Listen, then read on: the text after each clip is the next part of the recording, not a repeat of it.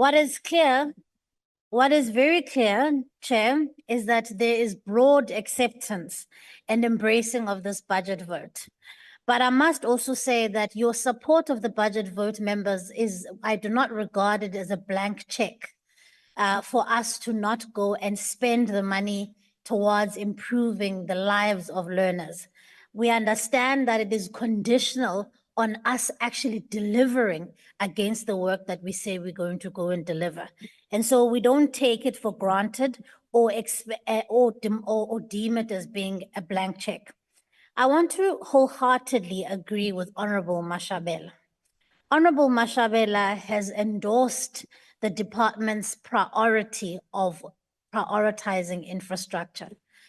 In her alternative speech that she gave about what we should be doing, she essentially has endorsed the fact that it is absolutely critical that infrastructure is dealt with in our schools. And many of the members in this House have raised the issue around dignity and the dignity and the indignity that many other educators, staff, and even learners have to essentially endure in some of the schools where there's not proper sanitation, where there are still children who are dying in pit toilets.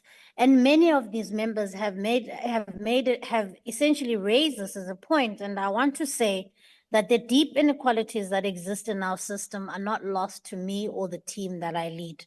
And so I want to make the undertaking that the department and I will work tirelessly to make sure and to assist provinces in eradicating pit toilets in this country.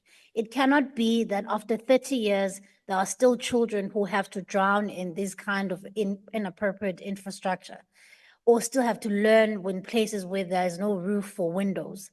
And so I do want to make the assurance that where these kind of things are happening, we will be going to provinces and we will be assisting them as they are the implementers, of course, of their budget. It's also important to note, members, that, of course, the functions of this department, there is a concurrent function between us and the provinces. And so you will see that the huge allocation of this department and its budget is sent to provinces to spend against their targets.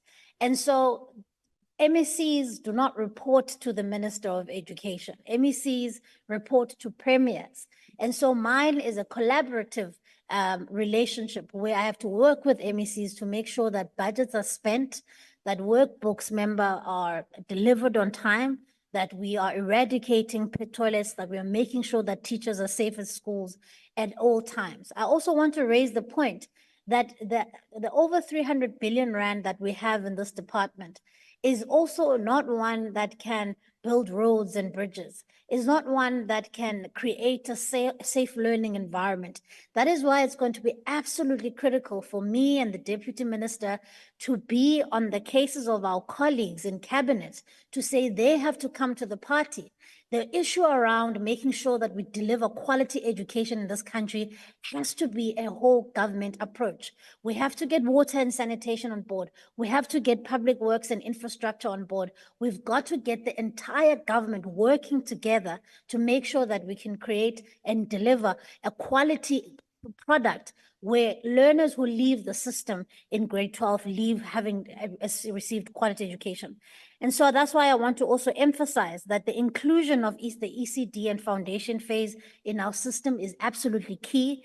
It will assist us in terms of making sure that we increase the literacy and numeracy levels of our learners. We want our learners to be able to read for meaning, but also to stay in the system from grade R all the way up until grade 12, so that we can see and regularly test that in fact they are up to task and they are according to par of international standards.